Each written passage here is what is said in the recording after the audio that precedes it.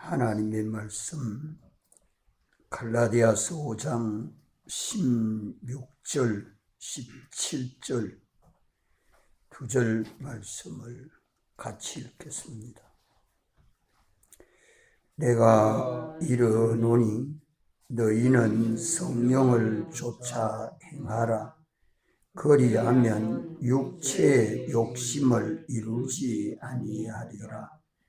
육체의 소욕은 성령을 거스리고 성령의 소욕은 육체를 거스리나니 이 둘이 서로 대적하므로 너희의 원하는 것을 하지 못하게 하려 함이니라. 아멘. 이 둘이 서로 대적함으로 너희의 원하는 것을 하지 못하게 하려 함이니라. 너희의 원하는 것은 무엇을 두고 원하는 것이냐? 성령을 쫓아 행하는 것이 원하는 것이죠. 오늘 또 우리가 원하는 것은 하나님의 원하는 하나님의 뜻인데 하나님의 뜻을 따라 사는 것이 성령을 쫓아 행하는 것입니다. 성령은 하나님이신데 하나님이 우리 안에서 감동하고 가르쳐주는 그 영감과 진리는 하나님의 기뻐하시는 뜻입니다. 그 뜻을 행하고 온전히 이루려고 하는데 그 뜻을 이루지 못하도록 서로 대적합니다. 둘이 서로 대적하는 그 서로의 둘은 무엇입니까? 하나는 육체의 소욕을 따라서 행하자 하는 것이고 또 하나는 성령의 소욕을 따라 행하자 하는 성령의 소욕과 육체의 소욕 둘이 언제나 우리 안에서 둘이 서로 대적하고 갈등하고 염려하고 걱정합니다. 이 두 싸움이 두 세력의 다툼이 예수님 믿는 사람 안에는 있지만 믿지 아니하는 사람들에게는 없습니다. 믿는 우리 안에 싸움을 대내전이라고 우리 밖의 싸움은 또 다릅니다. 우리 밖의 싸움은 우리와 싸우는 성도와 싸우는 세력은 죄의 세력이요 마귀의 세력이요 사망의 세력입니다. 온 세상의 정치, 문화, 종교, 과학, 법, 도덕, 철학, 예술 다 똘똘 뭉쳐가지고 그 힘을 열 뿌리라. 그 지혜를 열 머리라. 일곱 머리라. 하나님의 지혜가 아닌데 하나님의 지혜인 것처럼 말이에요. 일곱 머리, 열 뿔의 세력은 인간으로서 감당할 수 없는 무서운 세력입니다. 목숨 바치지 아니하면 이길 수 없는 세력입니다. 이러한 세력과 싸우는 싸움이 대외전입니다. 이러한 것들이 6.25 때도 있었고 신사참배도 있었고 앞으로도 우리 앞에 없다고 단정할 사람 하나도 없지요. 그것이 공회 안에도 있고 교회 안에도 있고 내 안에도 있습니다. 그 싸움은 대내전입니다. 성령의 소욕을 따라서 행하느냐, 육체의 소욕을 따라서 행하느냐, 이 둘이 서로 대적함으로 하나님의 뜻이 이루어지지 못하도록 하고 하나님의 뜻이 이루어지도록 하는 이 둘이 내 안에 갈등이 있는 것이 정상입니까? 없는 것이 정상입니까? 예? 있는 것이 정상이죠. 그게 기독자입니다. 예수 믿는 사람 안에는 누구나 다 이 둘이 항상 있습니다. 어떤 현실에도 없는 현실이 없습니다. 그래서 걱정도 하고 염려도 하고 이래가 어째 살겠노? 이렇게 어떻게 살겠노 하는 것은 육체의 소욕입니까? 성령의 소욕입니까? 예? 육체의 소욕이죠. 이러면 평안하겠나? 그거는 뭡니까?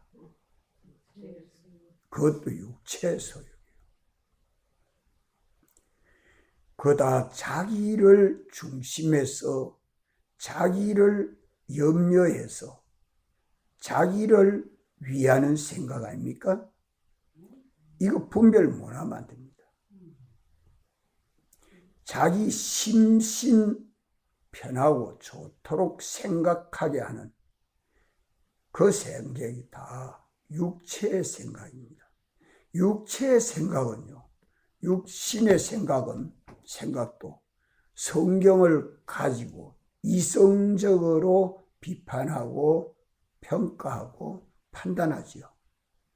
또 도덕적으로 비판하고 평가합니다.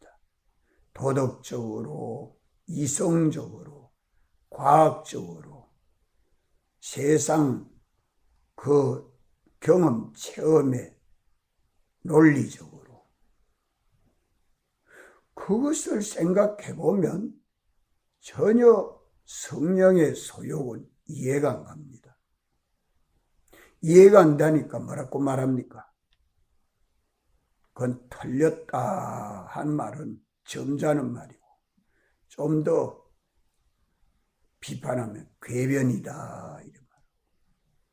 좀 더 비판하면 정신 나갔나 이러고 말하고. 그게 육신의 소욕대로 생각하고 비판하고 평가합니다. 사울이 율법에 흠 없이 살면서 예수 믿는 사람들을 대적합니다. 예루살렘에서 대적하다가 다메섹에 가서 대적하러 가는데 주님이 길에서 사울아 사울아 어찌하여 내가 나를 핍박하느냐. 육신대로 소욕하고 육신대로 생각하고 비판하고 평가하고 판단하는 그 사울을 두고 주님이 책망하면서 회개하고 내가 돌아오라고. 이 말씀을 얼마나 중하게 여겨야 되는지. 오늘 또 우리는 성령 따라 생각하지 못한 사울의 생각, 사울과 같은 소욕, 사울과 같은 비판, 사울과 같은 평가, 그것 가지고 예수를 믿으면 다 율법 아래에 있습니다. 우리 공회도 이것 때문에 진통을 겪고 있습니다. 성경 가지고 논리하고 있죠. 성경 가지고. 성령의 소욕은 그런 이성 비판, 논리 비판, 도덕적 비판, 감정적인 비판, 그런 것 다 뒤로 두고, 누구 중심으로 생각해요? 주님. 우리를 사랑하신 주님, 교회 머리가 되신 주님, 당신 바라보고 당신 의지하고 당신 좋게 하고 당신에게 기쁨이 되고 영광이 되는 요거 중심이 아니면 철인도, 법학자도, 과학자도, 부자도, 도덕가도, 윤례가도 아무리 제대로 양심을 쓰는 참 정직한 사람이라도 다 괴율에 빠지고 맙니다. 간사한 유혹과 괴율에 빠져서 자기 나름대로는 옳다고 생각하죠. 그러니까 자기 양심에는 그리낌이 거의 없습니다. 그러니까 목숨을 다 내놓고 다툽니다. 참 어려운 난제예요. 이 말씀을 갈라디아서로 쓰는 것은 바울이 성경을 제일 먼저 기록한 성경이 갈라디아서입니다. 갈라디아 지방은 바울이 1차 전도 여행한 지역이죠. 성령이 사울을 붙들고 역사하니까 그리스도 안에서 새 사람 바울이 되어서 모든 것을 다 꿰뚫고 보면서 누구같이 봅니까? 예수님같이 봅니다. 예수님같이 평가합니다. 예수님같이 판단합니다. 누구 중심으로? 주님 중심으로. 언제든지 우리의 모든 활동은 머리 대신 주님이 역사하심을 따라서 우리는 피동되는 것이 믿음입니다. 주님 따라가는 것. 어제 하루도 나보다 주님을 먼저 생각해 봤습니까? 나를 좋게 하랴, 주님을 좋게 하라. 나에게 유익이 되라, 주님에게 유익이 되라. 이걸 생각해보고 판단해봐야 돼요. 언제든지 주님과 나와 주님, 나라는 걸 생각하기 전에 내 심신좋도록 하는 생각이 이런 게 버떡버떡 먼저 오르거든. 다 악령의 미혹이로구나. 어떻게 하면 주님을 기쁘시게 하고, 주님을 기쁘시게 하려고 하면 누구를 기쁘게 해야 돼요? 주님을 기쁘게 하려고 하면 누구를 기쁘게 해야 돼요? 예? 이웃. 나 아닌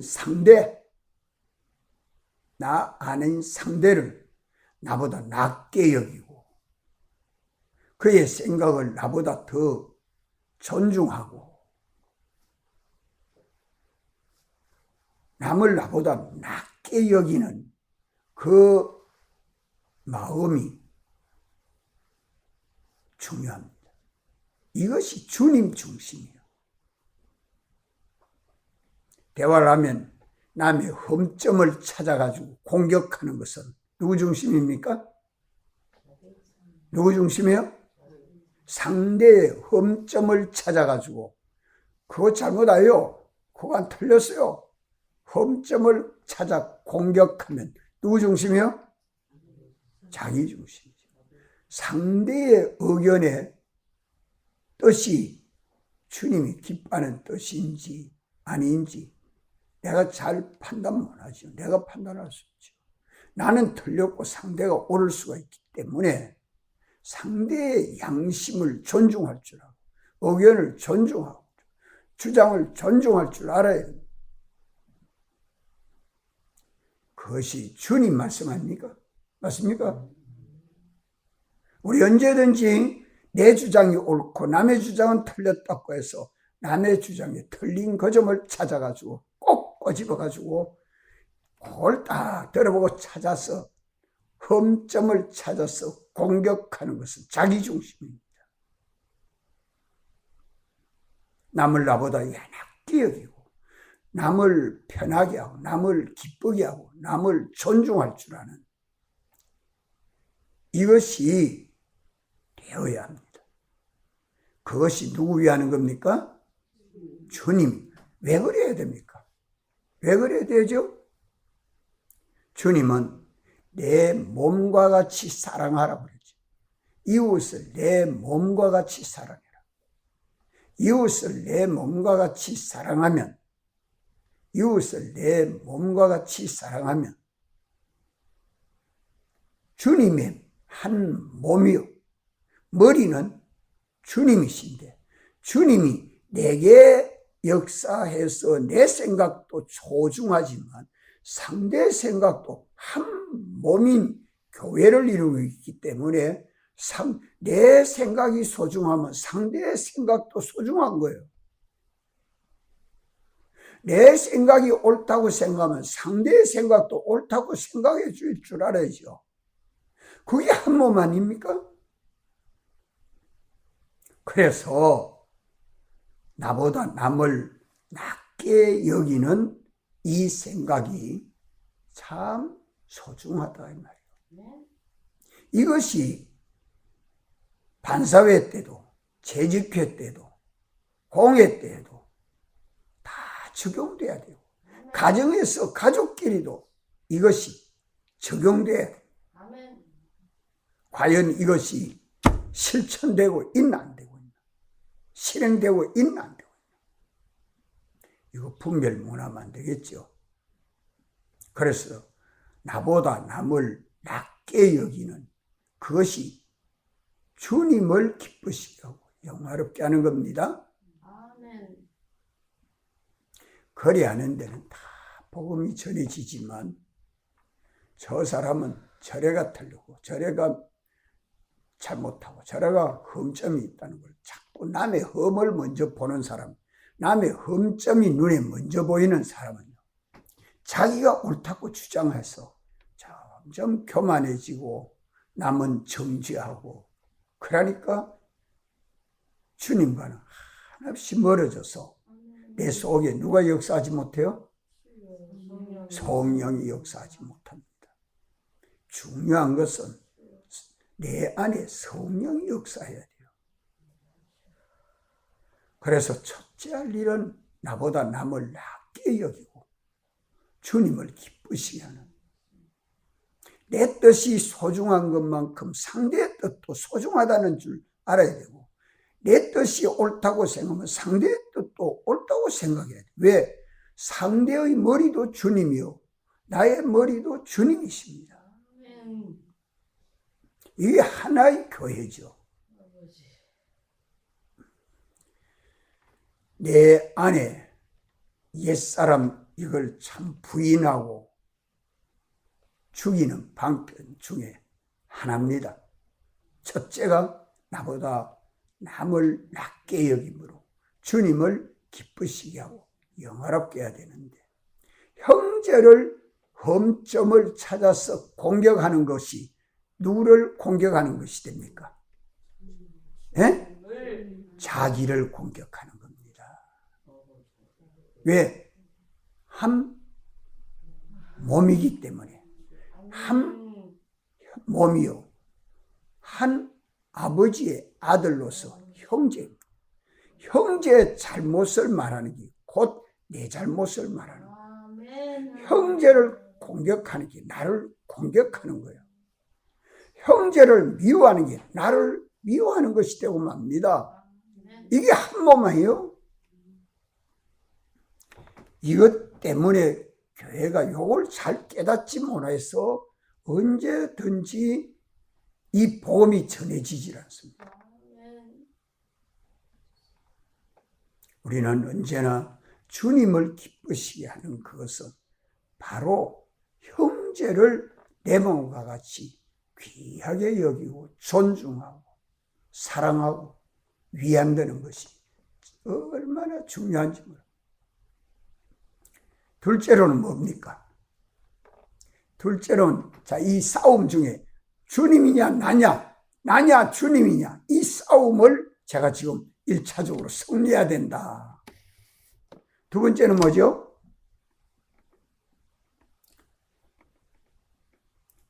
대내전을 이겨야 대외전을 이기지, 대내전을 이기지 못하면 대외전은 백전백패입니다. 대내전을 이기면 대외전은 반드시 이깁니다. 왜? 세상을 이기신 주님이 내 머리가 되고 내 왕이 되고 내 주가 돼서 책임지고 역사해 주기 때문에 세상은 반드시 이깁니다. 그래서 내 안의 싸움을 싸우는 것이 첫째로 중요합니다. 이래서 우리가 새벽 예배 나올 때마다, 새벽 예배 때마다 우리는 기도하며 말씀을 가지고 자기를 돌아봐. 오늘도 내가 주님의 인도를 받아가는 대내전 승리를 꼭 하고 가도록 해야 돼요. 이것이 우리 신앙생활입니다. 첫째는 나보다 먼저 주님 할 때에 이웃을, 형제를, 상대를 나보다 낮게 여길 줄 아는 인격을, 그게 잘 안 되죠. 어떻게 하면 상대에 대해서 나쁜 점을 보는 게 중요해요? 좋은 점을 보는 게 중요해요? 거기 남에게 좋은 점을 찾아가 칭찬하고 위해주고, 나쁜 점은 내가 경계하고 조심하고. 왜? 내가 상대에 따라서 죄에 빠지지 않도록, 마귀에게 끌려가지 않도록 해야 되기 때문에 경계해야 되고, 나쁜 점에 대해서는. 좋은 점에 대해서는 칭찬하고 좋아하고 그걸 위해 줄 때 바로 그것이 주님을 위하는 거 아니겠습니까? 그런데 상대관계에 내가 옛사람이 되어 있을 때는 다릅니다. 상대는 새사람이 되어 있고 내가 옛사람이 되어 있을 때는 나의 흠점만 보이는 게 아니죠. 옛사람이 되어가지고 새사람을 상대하니까 상대에 대해서는 무조건 대적합니다. 무조건 틀렸다고 상대만 대적합니다. 이 점이 참 우려됩니다. 그렇기 때문에 내가 새사람, 그리스도 안에서 새로운 피조물이 되도록 먼저 언제든지 주님을 기쁘시게 하고 영화롭게 하면서 내 안에, 두 번째로 뭐가 없도록 해야 돼요? 죄가 없도록 해야 돼요. 내 안에 죄가 없도록. 왜? 주님이 사죄하여 주셨기 때문에. 주님이 사죄하여 주신 그 은혜에 감사하고 감격함이 있어야 됩니다. 주님이 내게 사죄하여 주신 그 사랑과 은혜에 감사하고 감격해 하는 것만큼 내 죄를 찾아 회개하게 됩니다. 나의 잘못된 점을 찾아서 회개하고 육신의 소욕, 육신의 생각, 육신을 쫓아 행한 그것을 찾아가지고 회개하는 거죠. 왜 회개를 하죠? 사죄의 은혜에 감사해서 주님이 내게 사죄하여 주셨는데 내가 또 죄에 거할 수 없지 않습니까? 다시는 죄를 범할 수 없지 않습니까? 죄와 마귀와 사망의 종이 되어 살 수 없다. 그것을 알고 말씀을 가지고 자기를 돌아보아 자기에게 잘못된 것을 찾아가지고 회개를 합니다. 그래서 내가 양심에 그리낌이 없도록 흠점이 내가 아는 대로, 문에 모르는 죄는 회개가 안 되죠. 내가 아는 대로는 자꾸 회개를 해서 내 심신이 주님의 성전인데 성전된 내 속에 죄가 없도록 회개해야 되는 것이 마땅하지 않아요? 여기 두 번째입니다. 그래야 어디 속에 들어가요? 죄를 회개해서 죄 없는 자가 돼야 어느 속에 살아요? 예? 주님이 주신 사죄 속에 들어가서 삽니다. 죄가 없는 내가 돼야 성령이 나를 인도해 줘요. 내가 양심에 거리낌이 없도록 진리로 자유하는 내 양심이 참 되게 다 자기 나름대로는 이런 삶을 다 삽니다. 그런데 하나님의 말씀을 읽어보니까 깨달아지고 기도하니까 깨달아지고 살아보니까 깨달아질 때마다 회개하면 할수록 왜 기쁩니까? 회개하면 기쁨이 나와요. 회개하면 기쁨이 나와요. 예? 내가 회개하면 기쁨이 나옵니다. 이게 비밀이에요. 왜 기쁨이 나올까요? 성령이 와서 옳다 인정해 주니까 내 속에 기쁨이 나오죠. 소망이 생겨지죠. 담대함이 나오죠. 그게 성령이 내게 감동해 주시는 은혜 역사입니다. 아멘.